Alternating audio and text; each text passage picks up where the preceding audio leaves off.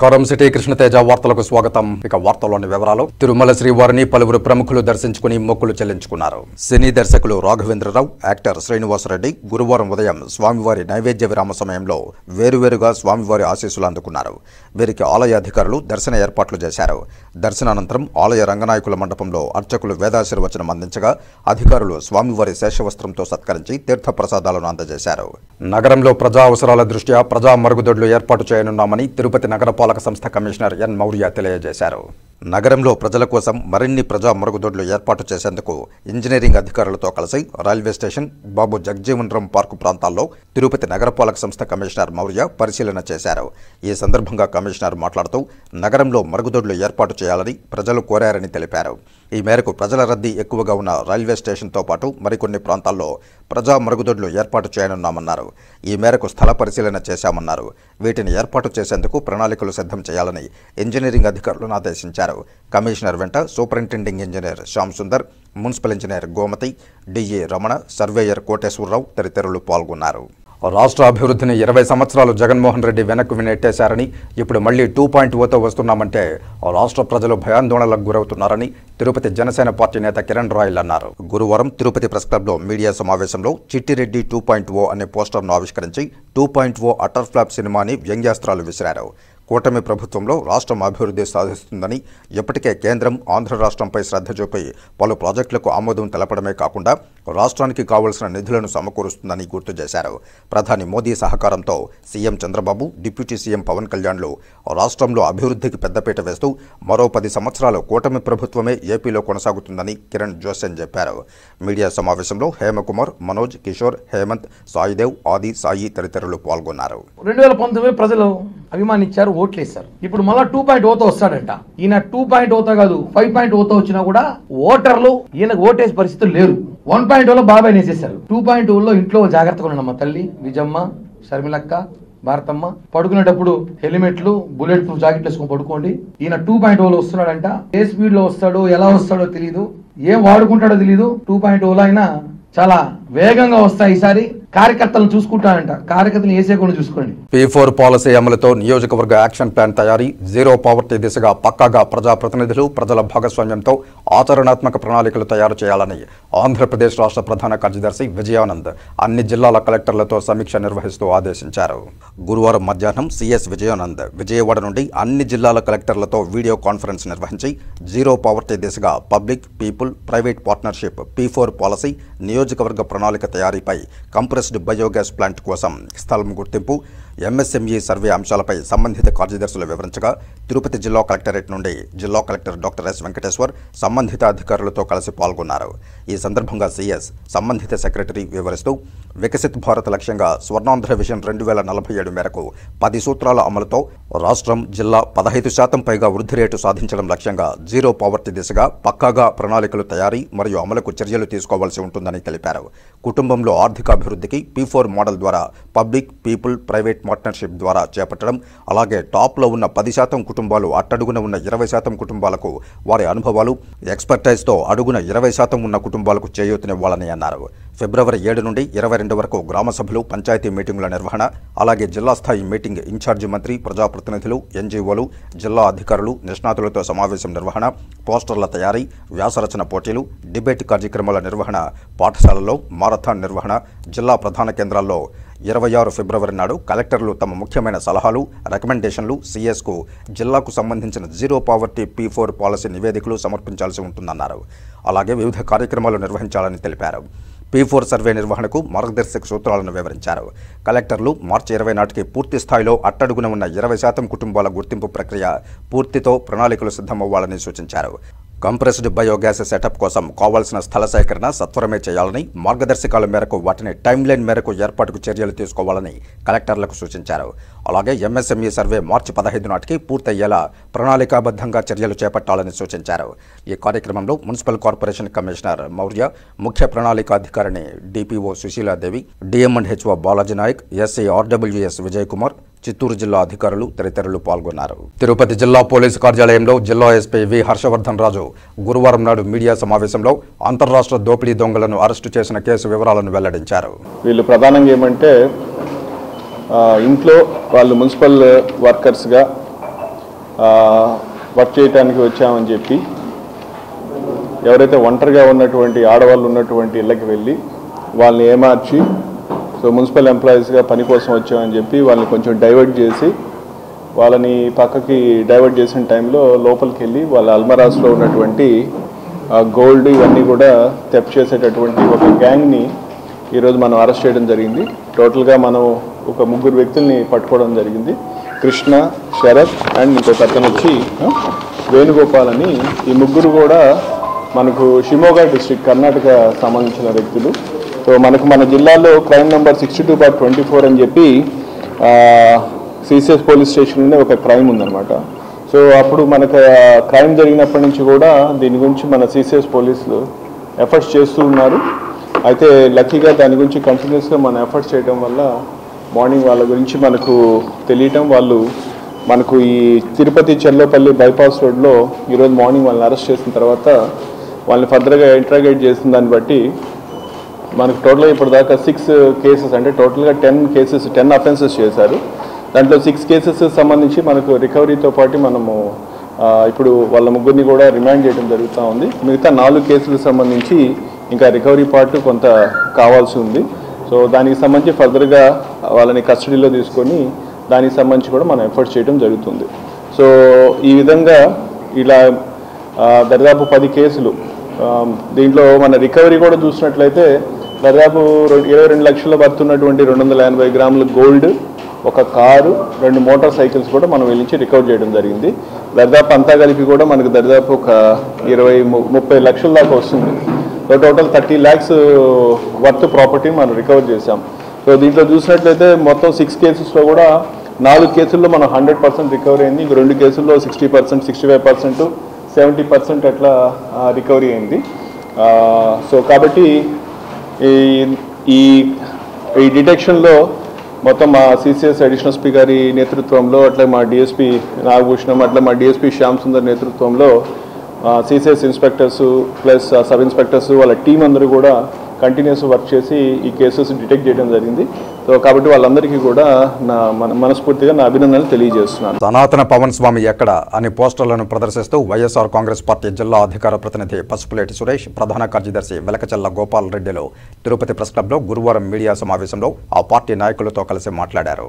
Party నియోజకవర్గ స్థాయి సమావేశంలో కార్యకర్తలతో జగన్మోహన్ రెడ్డి గారు ముచ్చరించడం, వారు మాట్లాడడం, ప్రసంగించడం అనేది మా యొక్క పార్టీ అంతర్గత వ్యవహారం. కొంచెమైనా రాజకీయ జ్ఞానము, పరిణతి, విషయ పరిజ్ఞానం ఉంటే ఇలాంటి వాటిపైన స్పందన కానీ, దానిపైన మీడియా సమావేశం కానీ పెట్టచ్చా లేదా అనే ఆలోచన, ఇంగిత జ్ఞానము ఉంటుంది. మరి ఆ మాత్రం ఇంగిత జ్ఞానము, బుద్ధి, విషయ పరిజ్ఞానము లేనటువంటి ఈ కింది స్థాయి నాయకుడు వచ్చి జగన్మోహన్ రెడ్డి గారి గురించి మాట్లాడుతున్నారు. సినిమా ఏదో వస్తుంది, 2.0 టికెట్లు ఇస్తాము, సంతోషం, ఆయన వృత్తినన్నా ప్రొజెక్ట్ చేసుకుంటున్నాడు. ఆ సమావేశంలో టికెట్లు అమ్ముతాం వచ్చని యాడిపోయినా ఈ టికెట్లకు వాళ్ళైతే వదిలేడు కాలేదు మాకు. అదొక సమస్య అయితే రాష్ట్రంలో 11 సీట్లకి మిమ్మల్ని పరిమితం చేశారు అని జగన్మోహన్ రెడ్డి గారిని అంటున్నారు.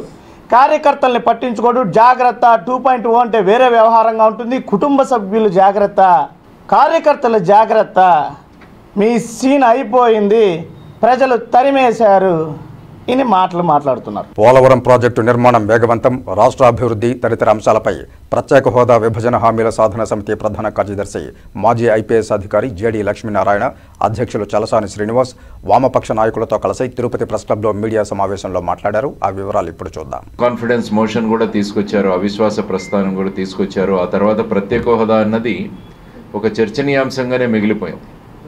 కానీ పార్లమెంట్లో అనేక మంది ఎంపీలు వీరందరూ కూడా ఆంధ్రప్రదేశ్ ప్రత్యేక హోదా గురించి మాట్లాడినప్పుడు అప్పుడు కేంద్ర ప్రభుత్వం యొక్క సమాధానం ఏంటంటే 14వ ఫైనాన్స్ కమిషన్ వచ్చిన తర్వాత మేము ట్యాక్స్ డెవల్యూషన్ అన్నది 42% పెంచడం జరిగింది, కాబట్టి ఏ రాష్ట్రాలకి ప్రత్యేక హోదా ఉండదు అన్నది వారు తీసుకున్న ఒక విధానం. కానీ అది మీరు తీసుకుంటూ వెళుతుంటే నార్త్ ఈస్టర్న్ స్టేట్స్ ఏవైతే ఉన్నారో ఈశాన్య రాష్ట్రాలు, వాటికి ఆ హోదా కొనసాగుతూనే ఉంది. ఆ తర్వాత మీరు చూసుకుంటే 15th finance commission chairman NK Singh గారు రాసిన ఒక పుస్తకంలో కూడా ఆయన మెన్షన్ చేశారు, పోర్ట్రేట్స్ ఆఫ్ పవర్ అని. ఎక్కడా కూడా 14వ ఆర్థిక సంఘం ఏ రాష్ట్రానికి ప్రత్యేక హోదా ఇవ్వకూడదు అని ఎక్కడా కూడా వారు మెన్షన్ చేయలేదు. కేంద్ర ప్రభుత్వం అనుకుంటే ఏదైనా రాష్ట్రానికి ప్రత్యేక హోదా ఇవ్వచ్చు అన్నది వారు చెప్పడం జరిగింది. ఆ తరువాత కూడా ఈ ప్రత్యేక హోదా అన్నది అలాగే మిగిలిపోయింది. ప్రత్యేక హోదా సాధన సమితి ఆధ్వర్యంలో ఈవెన్ ఢిల్లీలో కూడా ఏపీ భవన్లో కావచ్చు, లేకుంటే జంతర్ మంతర్లో కావచ్చు, దీని గురించి నిరసన ప్రదర్శనలు కూడా చేయడం జరిగింది. అయినా కూడా ప్రత్యేక హోదా అలాగే ఉండిపోయింది. ఆ తర్వాత మిగతా హామీలు ఏవైతే ఉన్నాయో చట్టంలో వాటిని కూడా ఎక్కడా కూడా నెరవేర్చలేదు.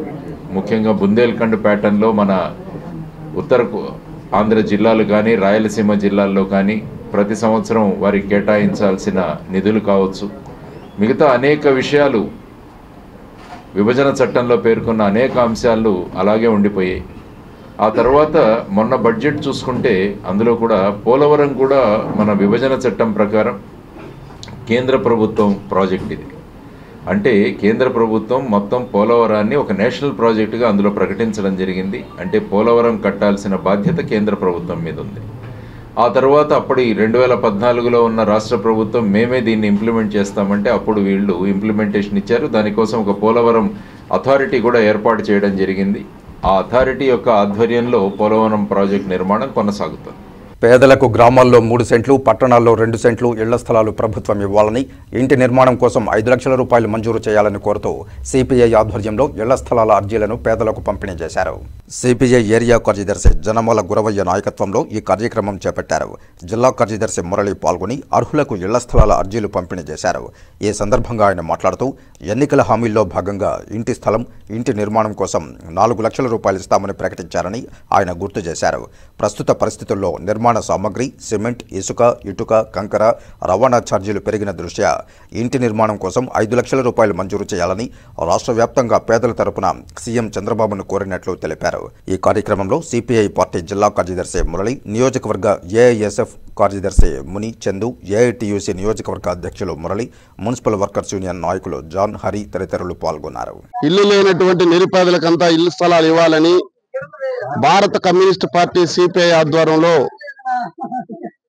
జనవరి 1వ తారీఖు నుండి మొదటి దశలో ఆర్డీఓ కార్యాలయాల దగ్గర ధర్నా కార్యక్రమం నిర్వహించాం. ఇప్పుడు 2వ దశలో ఫిబ్రవరి 1వ తారీఖు నుండి 10వ తేదీ వరకు మొత్తం టోటల్గా ఇల్లు లేనటువంటి నిరుపేదలకు అందరికీ ఇంటి స్థలాలు ఇవ్వాలని చెప్పేసి అప్లికేషన్ ఫిలప్ చేస్తా ఉన్నాం. మేము అప్లికేషన్ ఫిలప్ చేసిన తర్వాత రాష్ట్ర ప్రభుత్వం కూడా స్పందించి ఎన్నికల్లో ఇచ్చినటువంటి హామీని నిలబెట్టుకుంటున్నామని జనవరి 18వ తారీఖున కేబినెట్ లో తీర్మానం చేసి అర్బన్ ప్రాంతంలో ఉండే వాళ్ళకు 2 సెంట్లు, గ్రామీణ ప్రాంతంలో 3 సెంట్లు ఇస్తామని చెప్పారు. కానీ ఈ రోజు చెప్పి దాదాపుగా 20 రోజులు పూర్తి అవుతా ఉంది. ఇప్పటి వరకు ఆచరణలో పెట్టలేదు. అందుకోసమే మేము ఈ నెల 10వ తారీఖున ఈ అర్జీలతో కూడినటువంటి ప్రతి అర్జీని తీసుకెళ్లి మండల కార్యాలయాల దగ్గర అర్జీలు ఎంఆర్ఓ కార్యాలయాలకు ఇవ్వాలని చెప్పేసి నిర్ణయించాం. జిల్లా వ్యాప్తంగా ఉన్నటువంటి అర్జీదారులందరూ కూడా ఈ నెల ఎక్కడెక్కడైతే మీకు మండల ఆఫీసుల దగ్గర ఉన్నాయో మండల కార్యాలయాల దగ్గరికి ఇంటి స్థలాల కోసం అర్జీలు తీసుకొని రావాలి. విద్యారంగంలో సత్తా చాటుతున్న ఇంటర్నేషనల్ ఢిల్లీ పబ్లిక్ స్కూల్ వార్షికోత్సవ వేడుకలను అట్టహాసంగా నిర్వహించారు. విద్యార్థులకు అత్యుత్తమ విద్యా బోధనను అందిస్తున్న చిగురువాడలోని ఇంటర్నేషనల్ ఢిల్లీ పబ్లిక్ స్కూల్ వార్షికోత్సవ వేడుకలు అట్టహాసంగా నిర్వహించారు.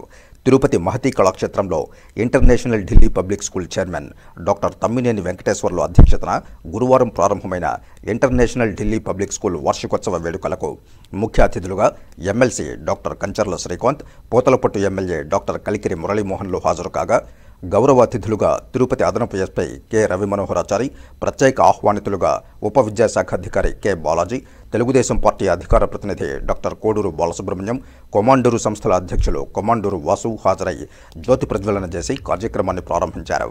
ఈ సందర్భంగా విద్యార్థులు నిర్వహించిన పలు సాంస్కృతిక కార్యక్రమాలు ఆహూతులను అబ్బురపరిచాయి. ఈ సందర్భంగా international Delhi public school chairman doctor Tammineni Venkateswarlu మాట్లాడుతూ కరోనా తరువాత మొట్టమొదటిసారిగా ఇంటర్నేషనల్ ఢిల్లీ పబ్లిక్ స్కూల్ వార్షికోత్సవ వేడుకలను నిర్వహిస్తున్నామని తెలియజేశారు.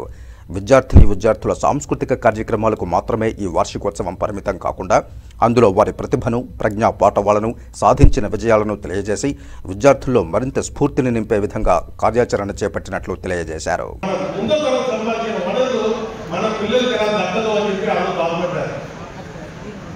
ప్రతి ఒక్కరు బాధపడే రోడ్లు మీద వచ్చారు. చెప్పారు. కానీ అర్థమైంది ఏంటంటే విభజన జరిగిన తర్వాత ఒక ఉత్సాహం వచ్చింది. ఎస్, మన పూర్వీకులు అక్కడ డెవలప్ చేసి ఉండొచ్చు, మన పెద్దవాళ్ళు అక్కడ డెవలప్ చేసి ఉండొచ్చు, మనం ఇప్పుడు మిగిలిన ఆంధ్రప్రదేశ్ని డెవలప్ చేసుకోగలుగుతాం, మన పిల్లలకి భావితరానికి అందించగలుగుతాం అనే ఒక స్ఫూర్తి అందరిలో వచ్చింది. ఒక విపత్తు వచ్చినప్పుడే, ఒక కష్టం వచ్చినప్పుడే మొత్తం వెళ్ళి చూస్తూ ఉంటాం. ఒక ఛాలెంజ్ అనేది కంపల్సరీ రావాలి ఒక పర్సన్కి.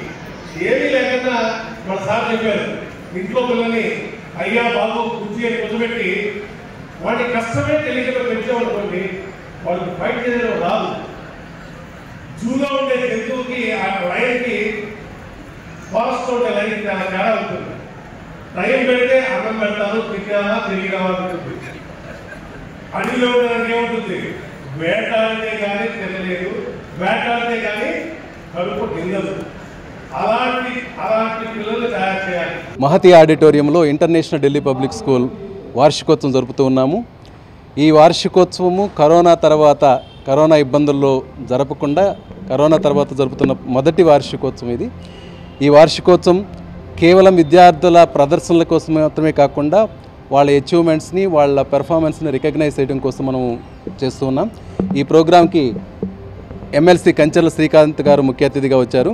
అలాగే మురళీమోహన్ గారు, ఎమ్మెల్యే పోతలపట్టు గారు, అలాగే రామ్ మనోహరచారి గారు, ఏఎస్పీ గారు, బాలసుబ్రహ్మణ్యం గారు, కేఎస్ వాసు గారు, బాలాజీ గారు డిప్యూటీ ఎడ్యుకేషనల్ ఆఫీసర్, వీళ్ళందరూ కూడా ముఖ్య అతిథులుగా విచ్చేస్తున్నారు. శ్రీనివాస మంగాపురం శ్రీ కళ్యాణ వెంకటేశ్వర స్వామి వారి బ్రహ్మోత్సవాలను అంగరంగ వైభవంగా నిర్వహించాలని టీటీడీ జేఈఓ వీరబ్రహ్మం అధికారులను ఆదేశించారు. బ్రహ్మోత్సవాల ఏర్పాట్లపై జేఈఓ వీరబ్రహ్మం బుధవారం సాయంత్రం అధికారులతో శ్రీనివాస మంగాపురంలోని శ్రీ కళ్యాణ వెంకటేశ్వర స్వామి వారి ఆలయంలో సమీక్షా సమావేశం నిర్వహించారు. ఫిబ్రవరి 18వ తేదీన ధ్వజారోహణంతో ప్రారంభమై ఫిబ్రవరి 26వ తేదీన ధ్వజ అవరోహణంతో ముగియనున్న బ్రహ్మోత్సవాలకు రాజీ లేని విధంగా ఏర్పాట్లు చేసి తిరుమల బ్రహ్మోత్సవాలను తలపించేలా నిర్వహించాలని ఆదేశించారు. ఉద్యానవన విభాగం ఆధ్వర్యంలో ప్రత్యేకంగా పుష్పాలంకరణలు, ఇంజనీరింగ్ విభాగం ఆధ్వర్యంలో ముందస్తుగా క్యూలైన్లు, చలవ పందిళ్లు, అన్ని కూడళ్లలో ఫ్లెక్సీ బోర్డులు, విద్యుత్ విభాగం ఆధ్వర్యంలో వివిధ దేవతామూర్తుల కటౌట్లు, దేదీప్యమానంగా విద్యుత్ దీపాలంకరణలు ఏర్పాటు చేయాలని చెప్పారు. ప్రచార రథాల ద్వారా చుట్టుపక్కల గ్రామాల్లో ప్రచారం చేయాలన్నారు. బ్రహ్మోత్సవాల్లో అవసరమైనంత మంది శ్రీవారి సేవకులను అందుబాటులో ఉంచాలని ముఖ్య ప్రజా సంబంధాల అధికారికి సూచించారు. వాహన సేవలను ఎస్వీబీసీ ద్వారా ప్రత్యక్ష ప్రసారం చేయాలన్నారు. శ్రీవారి బ్రహ్మోత్సవాల్లో రోజువారీ వాహనాలు సిద్ధంగా ఉంచుకోవాలని, వాహన సేవల్లో స్వామి అమ్మవార్లకు అలంకరించే ఆభరణాలు ఆకర్షణీయంగా ఉండేలా చర్యలు తీసుకోవాలన్నారు. ఫిబ్రవరి 22వ తేదీన గరుడ సేవ రోజున అలంకరించేందుకు లక్ష్మీహారం, గోదాదేవి మాలలను ఊరేగింపుగా తీసుకువచ్చే మార్గాలను ముందస్తుగా పరిశీలించాలన్నారు. హిందూ ధర్మ ప్రచార పరిషత్, అన్నమాచార్య ప్రాజెక్టు, దాస సాహిత్య ప్రాజెక్టు, ఎస్వి సంగీత నృత్య కళాశాల ఆధ్వర్యంలో ప్రతిరోజు ఆధ్యాత్మిక ధార్మిక కార్యక్రమాలు, వాహన సేవల ముందు భజనలు, కోలాటాలు ఏర్పాటు చేయాలన్నారు. భక్తుల రద్దీకి అనుగుణంగా మొబైల్ మరుగుదొడ్లు, అదనపు పారిశుద్ధ్య కార్మికులను నియమించాలని ఆరోగ్య విభాగ శాఖ అధికారులను ఆదేశించారు. ప్రథమ చికిత్సా కేంద్రాలు, అంబులెన్సులు, ఫైర్ ఇంజన్లు, అగ్నిమాపక సిబ్బంది అందుబాటులో ఉండేలా చర్యలు తీసుకోవాలన్నారు. పార్కింగ్ స్థలాలను ఏర్పాటు చేయాలని అధికారులకు సూచించారు. టీటీడీ విజిలెన్స్ అధికారులు, పోలీసులు సమన్వయం చేసుకుని పటిష్టమైన భద్రతా ఏర్పాట్లు చేపట్టాలని సూచించారు. ఈ సమావేశంలో ఆలయ ప్రత్యేక శ్రేణి డిప్యూటీ ఈవో వరలక్ష్మి, వైఖానస ఆగమ సలహాదారు Mohana Rangacharyulu, SE electricals Venkateswarlu, EE Jaganmohan Reddy, Hindu Dharma Prachara Parishad కార్యదర్శి రఘునాథ్, విజిఓ సదాలక్ష్మి, ఏఈఓ గోపీనాథ్, ఇతర అధికారులు పాల్గొన్నారు.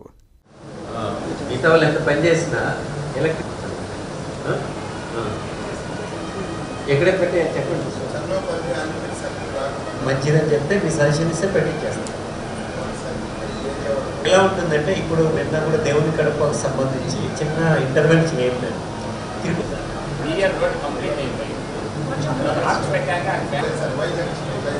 అది కూడా పెడతారు. స్క్రీన్ ఏమైనా ఈ రోడ్లో పెడితే ఏమైనా ఉపయోగపడుతుందేమో కదా, స్క్రీన్స్ 1-2 పెడితే పెట్టేయమంటారా? అవసరం లేదు అంటే లైవ్ మరి వాహనం ఉందంటే కదమ్మా, లైవ్ పెడితే మనకు తెలుస్తుంది, మిగతా వాళ్ళకి తెలుస్తుంది, వెళ్ళే వాళ్ళకి తెలుస్తుంది. నమస్కారం సార్. సార్ బ్రహ్మోత్సవ సమయాల్లో ప్రతిరోజు 5 భజన గార్లెండ్ 22/2న 10 ట్రూప్లు ఉంటాయి సార్. ఒకటి జీటీ నుంచి గోసంరక్షణ సహాయక రోజు కూడా 5 ట్రూప్స్ అడ్మినిస్ట్రేటివ్ బిల్డింగ్ నుంచి బయటకు వస్తాయి సార్. ఇవన్నీ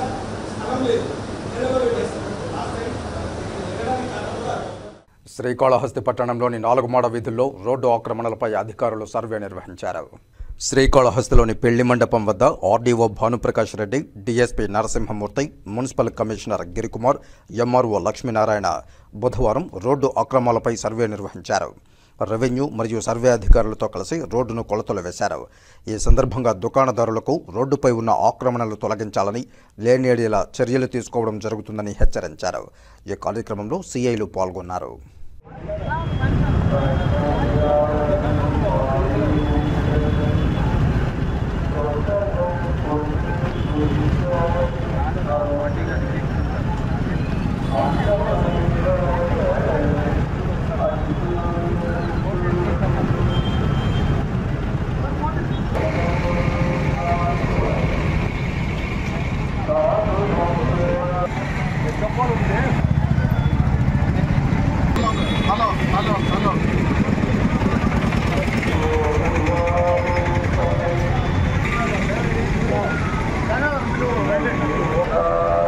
అందరూ కూడా మీరు అందరూ కూడా రిమూవ్ చేయాలి.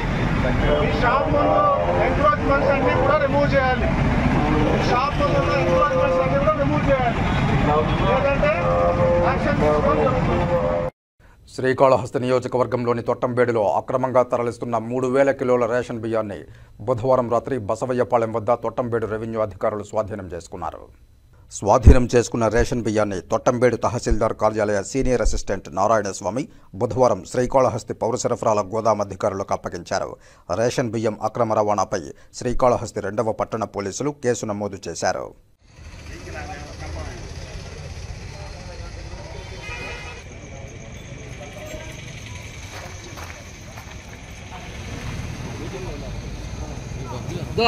రబ్బర్ బియ్యం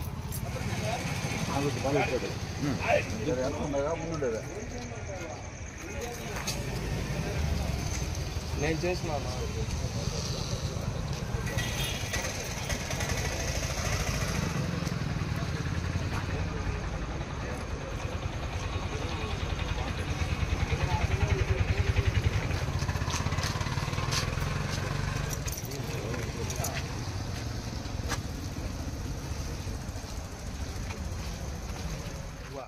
దళితవాడకు దారి చూపాలంటూ పెనుమూరు మండలం పులికల్లు పంచాయతీ చెర్లోపల్లి దళితులు గురువారం చిత్తూరు ప్రెస్ క్లబ్లో మీడియాను ఆశ్రయించారు. వారు మాట్లాడుతూ తమ గ్రామానికి వెళ్లే దారిలో రాతి కూసాలను నాటి గ్రామానికి వెళ్లనివ్వకుండా గోపాల్ నాయుడు, నరసింహం నాయుడు, తులసిరామ్ నాయుడు, కోదండ నాయుడు, కె నరసింహనాయుడు, జయచంద్ర నాయుడులు ఇబ్బందులకు గురి చేస్తున్నారని ఆవేదన వ్యక్తం చేశారు. ఇప్పటికే దారికి అభివృద్ధి పేరుతో నిధులు కూడా మంజూరయ్యాయన్నారు. అయితే ఈ దారిలో దళితులు వెళ్లరాదంటూ అగ్రవర్ణాలకు చెందిన వారు అడ్డుకుంటున్నారని ఆవేదన వ్యక్తం చేశారు. స్పందన కార్యక్రమంలో జిల్లా కలెక్టర్కు వినతిపత్రం కూడా అందజేయడం జరిగిందని, వెంటనే రాతి కూసాలను తొలగించాలని కలెక్టర్, తహసీల్దార్ శ్రావణ్ కుమార్కు ఆదేశాలు జారీ చేసినా పట్టించుకోవడం లేదని వాపోయారు. తమకు న్యాయం చేయాలని గ్రామస్తులు వేడుకున్నారు. పులికెల్లు పంచాయతీ చెర్లోపల్లి హరిజన వారికి చెందినటువంటి చెంగల్రాని నేను గత 30 రోజులుగా చెర్లోపల్లి నుంచి చెర్లోపల్లి హరిజన వాడకు దారి సౌకర్యం ఉన్నది. ఈ దారి సమస్యను అగ్రకులస్తులైనటువంటి కొంతమంది నరసింహనాయుడు, గోపాల్ నాయుడు, తులసిరామ్ నాయుడు, కోదండ నాయుడు, ఎన్ నరసింహనాయుడు అందరూ కలిసి గత నెల 4వ తేదీ జనవరి రోడ్డుకు అడ్డంగా ట్రాక్టర్ ట్రాలీ పెట్టడం జరిగినది. ఈ విషయంపై మేము తహసీల్దార్ పెనుమూరు తహసీల్దార్ అయినటువంటి శ్రావణ్ కుమార్ సార్ గారిని కలవడం జరిగింది. ఈ గ్రామానికి దారి నిలిపివేయడం, దీనికి తగిన చర్యలు తీసుకుని మాకు న్యాయం చేయాలని కోరడం అయింది. 4వ తేదీ మేము ప్రపోజల్ పెట్టిన 5, 6 3 రోజులు ఆ దారి కల్పించక ఆ తహసీల్దారు 6వ తేదీ జిల్లా ఇన్ఛార్జి, జనసేన జిల్లా ఇన్ఛార్జి అయినటువంటి పొన్నా యుగంధర్ గారు రావడంతో ఎంఆర్ఓ గారు అక్కడికి వచ్చి దళితులకు న్యాయం చేయడం జరిగినదని ఆ రాసుకోసాలు తీసి పక్కన పెట్టి వెళ్లడం జరిగినది. కానీ ఎందుకు నిలేసినారో అనే స్టేట్మెంట్ అనేది మాకు ఇంతవరకు అందడం లేదు. తర్వాత అదే దళిత వాడికి 10వ తేదీ మళ్ళా 2వసారి దారి నిలయటం జరిగినది. అందుకు తగిన ఫోటోలు కూడా అన్ని ఏ డేట్లో ఏం జరిగినవని కూడా ఫోటోలు కూడా ఆ డేట్ ప్రకారం తీసి పెట్టడం జరిగినది. 10వ తేదీ తీసి 2 రోజులు పెట్టి ఫెస్టివల్ రావడంతోనో ఎందుకో ఆ దారిని ఎవరు తీసినారెందుకో తెలియకుండా దారిని క్లియర్ చేయడం జరిగింది. తర్వాత పండగ అయిన తర్వాత ఈ నెల ఫిబ్రవరి 1వ తేదీ అదే విధంగా రాజకోసాలు నాటడం జరిగింది. సరే 3వ తేదీ ఈ విషయంపై కలెక్టర్ గారికి స్పందనలో పోయి సార్ ఇదే దారి మళ్ళా నిలబెట్టారని అడగడం జరిగినది. కలెక్టర్ గారు ఇమీడియట్లీ దీన్ని స్పందించి 15 రోజుల ముందే కదా ఈ దారి మేము క్లియర్ చేసాము, మళ్ళా ఎవరు దీన్ని అడ్డుకునింది అనేసి కలెక్టర్ అడగడం జరిగింది. ఇమీడియట్లీ ఆర్డీఓ గారిని అప్పటికప్పుడే పిలిపించి డిఎస్పీకి ఇంటిమేషన్ ఇచ్చి దీని మీద ఎంతో చర్య తీసుకుంటే అటువంటి వ్యక్తుల మీద మీరు ఎఫ్ఐఆర్ కట్టండి అని చెప్పి అప్పటికప్పుడే చెప్పడం జరిగింది. ఇమీడియట్లీ వీఆర్ సాయంత్రం లోపల దారి క్లియర్ చేయమని చెప్పడం జరిగింది కలెక్టర్ గారు. అది నిన్న 3వ తేదీ. 3వ తేదీ నుంచి ఇప్పటికీ 5 రోజులు గడవ వస్తున్నా ఇప్పటికీ ఏ అధికారి దానిపై స్పందించడం లేదు. ఆ దారికి అడ్డంగా అటనే ముందు నాటిన రాజకోసాలు అదే విధంగా అట్లనే ఉన్నాయి. ఇప్పుడు కాసేపు ప్రకటనలు. చదలవాడ దంత వైద్య కళాశాల మరియు సూపర్ స్పెషాలిటీ ఆసుపత్రిలో అత్యాధునిక దంత వైద్య సేవలు అందుబాటులోనికి తెచ్చారు. అన్ని దంత సమస్యలకు ఒకే చోట పరిష్కారం. అన్ని రకాల వైద్య సేవలు అందుబాటులో ఉన్న ప్రాంగణం చదలవాడ దంత వైద్యశాల. అనుభవజ్ఞులైన వైద్యులచే అందమైన చిరునవ్వు కోసం ఆధునిక దంత వైద్యం. పిప్పి పళ్లకు, రూట్ కెనాల్, చిగురువాపు వ్యాధులకు అత్యాధునిక చికిత్స. ఎత్తుపళ్ళు, వంకర పళ్ళు, రంగుమారిన పళ్లకు ప్రత్యేకమైన వైద్య బృందంచే చికిత్స. అంతేకాకుండా చదలవాడ విద్యా సంస్థల్లో రాయలసీమలోనే ఆర్కిటెక్చర్ కోసం మొట్టమొదటి private college Chadalavada Aruna school of architecture. అత్యుత్తమ ఇన్ఫ్రాస్ట్రక్చర్ కలిగి సమర్థవంతమైన టీచింగ్ స్టాఫ్తో విద్యార్థులకు ప్రాక్టికల్స్తో కూడిన విద్యాబోధన చదలవాడ అరుణ స్కూల్ ఆఫ్ ఆర్కిటెక్చర్లో. సంప్రదించండి చదలవాడ కృష్ణతేజ దంత వైద్య కళాశాల, రేణుగుంట రోడ్, తిరుపతి. తిరిగి వార్తల్లోకి స్వాగతం. తనను అకారణంగా ఉద్యోగం నుంచి తొలగించారంటూ చిత్తూరు నగరపాలక సంస్థ మెప్మాలో పనిచేస్తున్న 11వ డివిజన్ ఆర్పీ అనిత ఆవేదన వ్యక్తం చేశారు. చిత్తూరు ప్రెస్ క్లబ్లో ఆమె మీడియాను ఆశ్రయించారు. ఈ సందర్భంగా ఆమె మాట్లాడుతూ అధికారులు తనకు అప్పగించిన బాధ్యతను సక్రమంగా నిర్వహించినప్పటికీ MEPMA city mission manager Ramana తనను విధుల నుంచి తొలగించారని తెలిపారు. సరైన కారణాలు తెలియజేయకుండానే లాగిన్ను లాక్ చేశారని, అధికారిని అడిగితే నిన్ను ఉద్యోగం నుండి తొలగిస్తేనే నా ఉద్యోగం ఉంటుందని మాట దాటవేస్తున్నారని వాపోయారు. తనపై ఎలాంటి అవినీతి ఆరోపణలు లేవని, తనకు న్యాయం చేయాలని వేడుకున్నారు.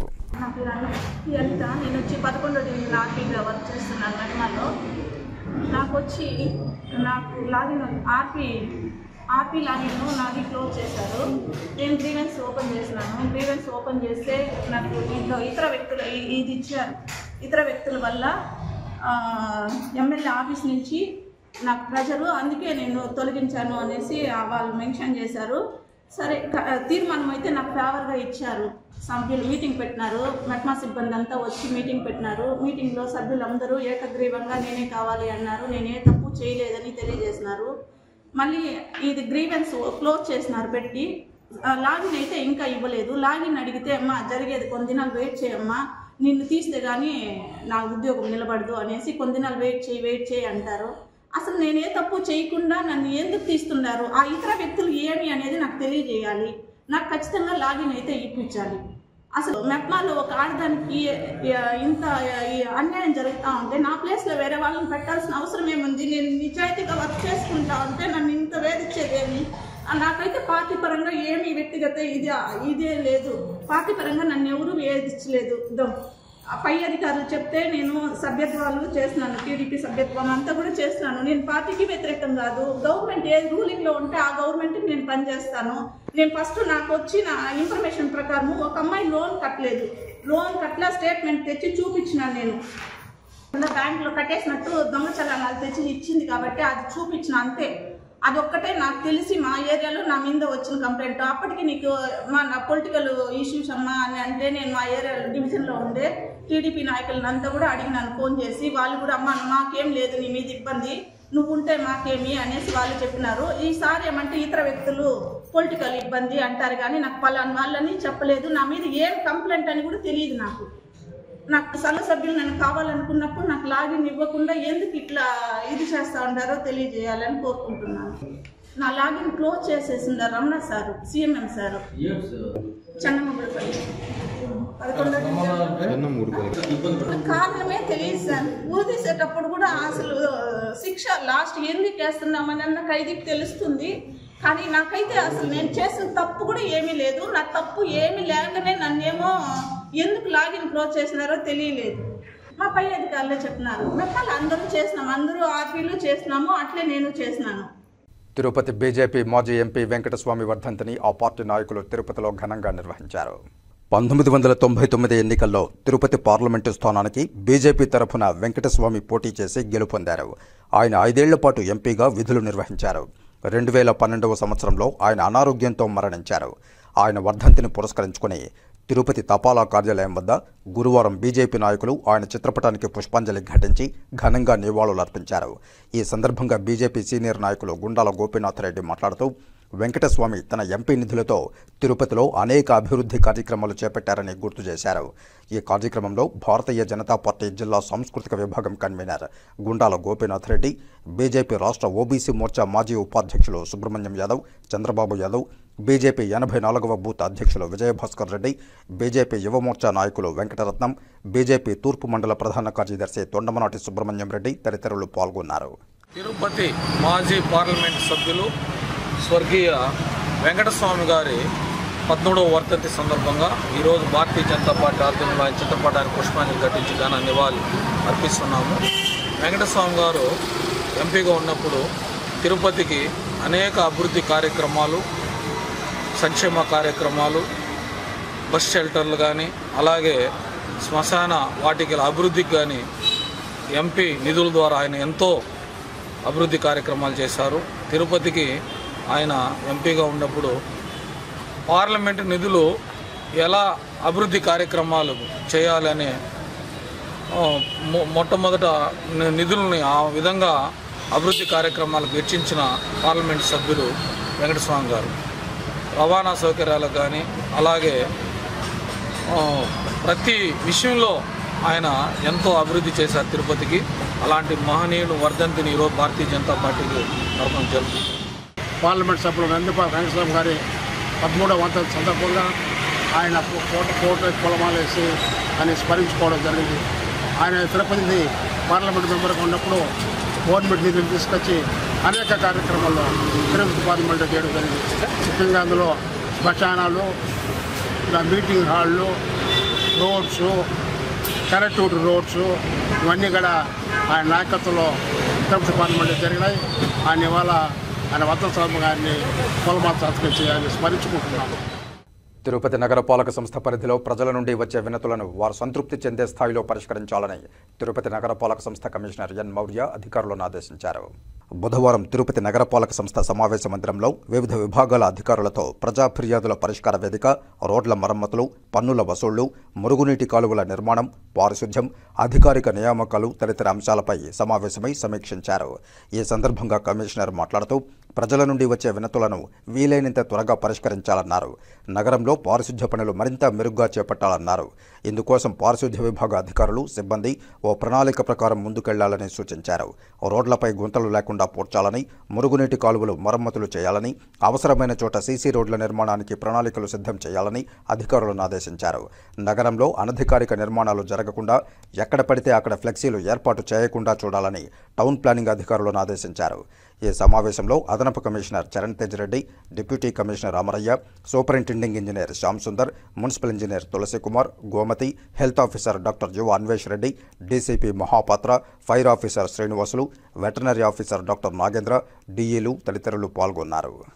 రాష్ట్ర ప్రభుత్వం ఇటీవల విడుదల చేసిన జీవో నెంబర్ 2ను సవరించి అందరికీ ఎంటీఎస్ అమలు చేయాలని కోరుతూ సుప్రీంకోర్టు తీర్పును అనుసరించి అందరికీ సమాన పనికి సమాన వేతనం అమలు చేయాలని డిమాండ్ చేస్తూ గురువారం తిరుపతి శ్రీ వెంకటేశ్వర విశ్వవిద్యాలయంలో కరపత్రాలను ఆవిష్కరించారు. దీనికి ముఖ్య అతిథిగా ఐ వెంకటేశ్వరరావు, శాసనమండలి సభ్యులు, AV Nageswara Rao, JAC chairman, K Dhanalakshmi, శ్రామిక మహిళా రాష్ట్ర కన్వీనర్, కందారపు మురళి, ప్రధాన కార్యదర్శి సిఐటియు, జి చిన్నబాబు, ఆప్కాస్ రాష్ట్ర అధ్యక్షులు హాజరవుతారన్నారు. గోడపత్రికల ఆవిష్కరణ సందర్భంగా వారు మాట్లాడుతూ సిఐటియు జిల్లా కార్యదర్శి ఎస్ జయచంద్ర, ఆప్కాస్ యూనియన్ రాష్ట్ర అధ్యక్షులు చిన్నబాబు, జేఏసీ చైర్మన్ గండికోట నాగవెంకటేష్ మాట్లాడుతూ రాష్ట్రంలో 3 లక్షల మంది కాంట్రాక్ట్ అవుట్సోర్సింగ్ ఉద్యోగులకు నష్టదాయకమైన జీవో నెంబర్ 2ను సవరించి రాష్ట్రంలోని అన్ని ప్రభుత్వ శాఖలు, సంస్థలు, యూనివర్సిటీలు, కేంద్ర రాష్ట్ర భాగస్వామ్యంతో నడుస్తున్న పథకాల్లో పనిచేస్తున్న కాంట్రాక్ట్ అవుట్సోర్సింగ్ ఉద్యోగులందరికీ మినిమం టైం స్కేల్ అమలు చేయాలని కోరారు. సమాన వేతనం కల్పించడం ద్వారా ఉద్యోగుల జీవితాలను మెరుగుపరచాలని ప్రభుత్వాన్ని డిమాండ్ చేశారు. ఈ కార్యక్రమంలో శ్రీ వెంకటేశ్వర విశ్వవిద్యాలయ వర్క్ కాంట్రాక్ట్ ఉద్యోగుల సంఘం అధ్యక్షుడు సి రాజేంద్ర, కార్యదర్శి ఎం మురుగయ్య, కోశాధికారి సి గణేష్, మహిళా ఉద్యోగులు టి కళావతి, కె సెల్వి, వి సుజాత, వికే ధరణి, టి సుమతి, పరిమళ, ఎం మీనా తదితరులు పాల్గొన్నారు. వీళ్ళకు మినిమం టైం స్కేల్ను వర్తించకుండా గత 15 సంవత్సరాల నుంచి తీవ్రమైనటువంటి ఇబ్బందులకు గురవుతా ఉన్నారు. ఇది సరైనటువంటి పద్ధతి కాదు. ఈరోజు కాంట్రాక్ట్ అవుట్సోర్సింగ్ ఉద్యోగులు అనేక కష్టాలుగా ఈరోజు ఇబ్బందులకు గురవుతా ఉన్నారు. వీళ్ళందరికీ కూడా మామూలుగానే అందరికీ సుప్రీంకోర్టు ఇచ్చినటువంటి తీర్పు సమాన పనికి సమాన వేతనం అమలు చేయాలని చెప్పని 1977లో ఒక తీర్పు ఇస్తే ఆ తీర్పుని ఇప్పటి వరకు కూడా అమలు చేసినటువంటి పాపాన పోలేదు. అదేవిధంగా గత 15 సంవత్సరాల నుంచి జీతం పెరిగినటువంటి దాఖలాలు కనిపించట్లేదు. వీళ్ళందరికీ మొన్న ఆర్థిక శాఖ అనుమతితో ఉన్నటువంటి కాంట్రాక్ట్ ఉద్యోగులకు మాత్రమే జీతం పెంచుతూ మినిమం టైం స్కేల్ వర్తింపజేయాలని చెప్పినది జీవో 2ను విడుదల చేయడం అనేది జరిగింది. చాలా దుర్మార్గమైనటువంటి విషయం. దాదాపు 3.5 లక్షల మంది పైచిలుకున్నటువంటి ఉద్యోగస్తులకు ఇది అమలు జరుగుతున్నటువంటి పరిస్థితి లేదు. కాబట్టి తక్షణమే జీవో నెంబర్ 2ను సవరించి వీళ్ళందరికీ కూడా మినిమం టైం స్కేల్ను వర్తింపజేసే విధంగా ఈరోజు అమలు చేయాల్సినటువంటి బాధ్యత రాష్ట్ర ప్రభుత్వం పైన ఉంది. శ్రీకాళహస్తిలోని కొండమిట్ట ప్రాంతంలో వెలసి ఉన్న శ్రీ జలవినాయక స్వామి వారి 15వ వార్షికోత్సవాన్ని ప్రముఖ న్యాయవాది గుమ్మళ్ల రాజేశ్వరరావు ఆధ్వర్యంలో అత్యంత వైభవంగా నిర్వహించారు. ముందుగా విఘ్నేశ్వరునికి వివిధ రకాల సుగంధ ద్రవ్యాలతో అభిషేకాలు నిర్వహించి కర్పూర హారతులు సమర్పించారు. అనంతరం స్వామివారిని సర్వాంగ సుందరంగా ముస్తాబు చేయగా ఏకదంతుడిని భక్తులు దర్శించుకుని వారి మొక్కులు చెల్లించుకున్నారు. అనంతరం ఆలయ ట్రస్ట్ ఆధ్వర్యంలో భక్తజన కోటికి అన్నప్రసాదాల వితరణ చేశారు. ఆలయ అర్చకులు మాట్లాడుతూ కొండమిట్ట ప్రాంతంలో 15 సంవత్సరాల క్రితం కొలువైన జల విఘ్నేశ్వరునికి ప్రతి ఏటా వేడుకలు అత్యంత వైభవంగా నిర్వహిస్తామని, ఈ వేడుకల్లో భాగంగా స్వామివారికి తెల్లవారుజామున వివిధ రకాల సుగంధ ద్రవ్యాలతో అభిషేకాది పూజలు, కర్పూర హారతులు, నీరాజనాలు పట్టి అనంతరం స్వామివారిని సర్వాంగ సుందరంగా ముస్తాబు చేస్తామని, ఈ ప్రాంతంలోని ప్రజలు జల వినాయకుని దర్శించుకుని స్వామివారి కృపకు పాత్రులవుతున్నారని తెలిపారు.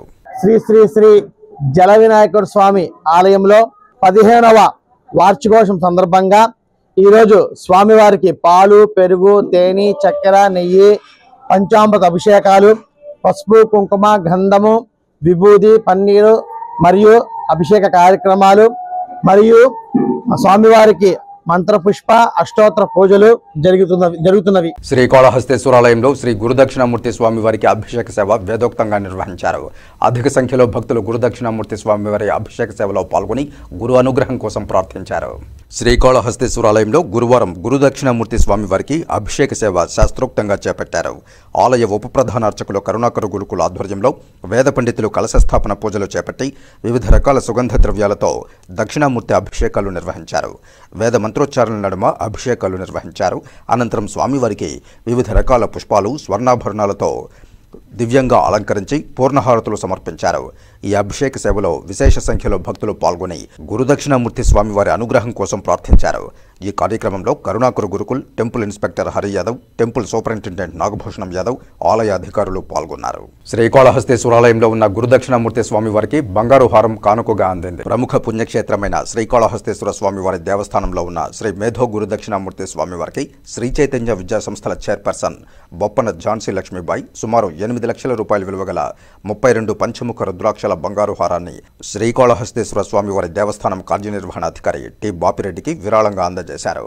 ఈ కార్యక్రమంలో దేవస్థానం deputy EO NR Krishna Reddy, protocol JEO Vidyasagar Reddy, ఆలయ అధికారులు, సిబ్బంది పాల్గొన్నారు. ఈ వార్తలు ఇంతటితో సమాప్తం. నమస్కారం.